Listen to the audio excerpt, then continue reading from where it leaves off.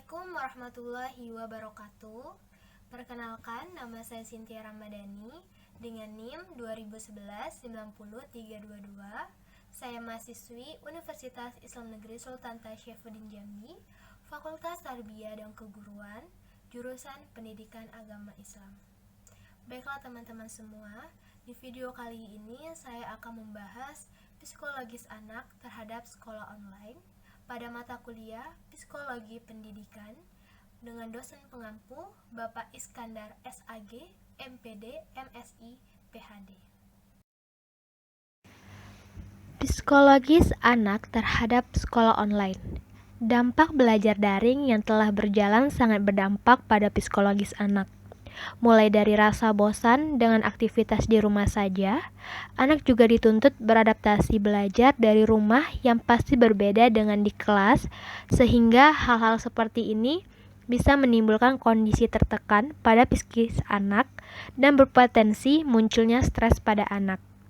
Dampak belajar di rumah secara daring juga dirasakan sulit untuk diikuti oleh sebagian anak-anak yang membutuhkan penjelasan melalui interaksi langsung dengan guru. Selain itu, hilangnya kesempatan bermain dengan teman sebaya yang menjadi salah satu hal yang menyenangkan bagi anak usia sekolah. Guru dalam pembelajaran online selalu memberikan tugas banyak, bahkan bukan hanya satu guru saja, tetapi semua guru mata pelajaran yang mengakibatkan tugas menumpuk dalam waktu sehari dan anak akhirnya menjadi kelelahan dan lama-lama timbul rasa bosan. Mereka kehilangan mitra curhat antar teman sebaya. Lebih dari itu, mekanisme belajar dari rumah telah mengubah pula jadwal kegiatan dari para orang tua murid yang harus turut mengawasi anak-anaknya dalam mengikuti program pelajaran di rumah.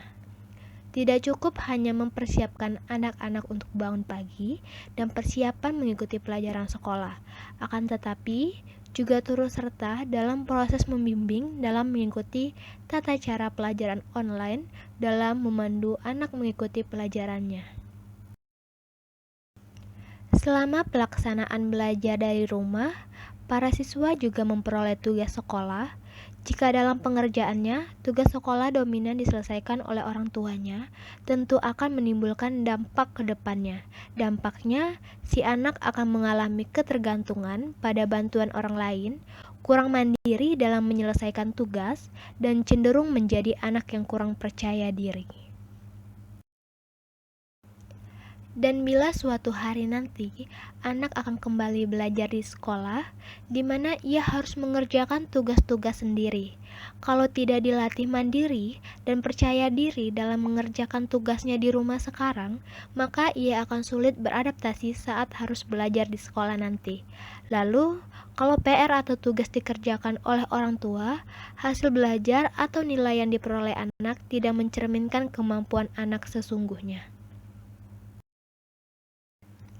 Pendidikan dari orang tua berpotensi mendapatkan hasil yang lebih bagus, sebab orang tua biasanya lebih mengetahui anaknya dan berinteraksi lebih intens. Ketidakjelasan dalam pola pengajaran akan berdampak negatif pada anak, terutama pada pola hidup dan perkembangannya yang tak berjalan sebagaimana harusnya. Demikian halnya apabila hal ini berlangsung dalam waktu yang cukup lama, maka secara emosi perkembangan anak didik nantinya akan sangat berbeda bila dibandingkan dengan perkembangan anak didik yang mengikuti mekanisme belajar tatap muka. Terkait dengan pembelajaran jarak jauh atau daring ini, untuk menjaga kesehatan mental untuk anak dapat dilakukan dengan beberapa cara. Yang pertama, dengan melakukan aktivitas belajar sesuai dengan jadwal dari sekolah atau tidak menunda-nunda. Yang kedua, sediakan waktu untuk melakukan kegiatan yang menyenangkan, misalnya bermain, baca buku yang disukai, main game, olahraga, menghabiskan waktu bersama kakak atau adik agar anak bisa rileks sesudah belajar.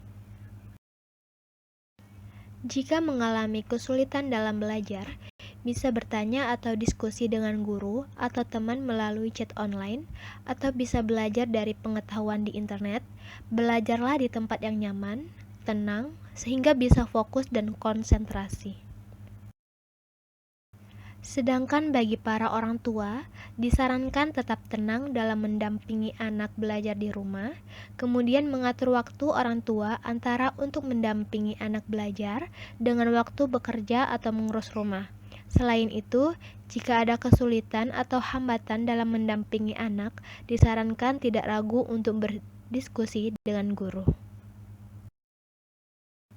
Pahami tingkat kemampuan belajar anak dan sesuaikan dengan target atau nilai yang diperoleh anak. Jangan paksa anak mencapai target atau nilai yang melampaui kemampuannya. Di masa pandemi ini, kesehatan fisik dan psikis sangat penting untuk tetap dipertahankan dan dirawat. Jadi, orang tua dan anak bisa menjalani proses belajar jarak jauh ini sebaik mungkin dan tidak menambah beban psikis.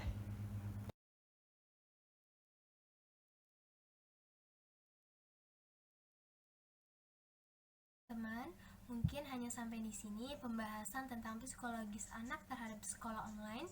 Mohon maaf bila ada kesalahan dalam materi pembahasan tersebut. Saya akhiri, wassalamualaikum warahmatullahi wabarakatuh.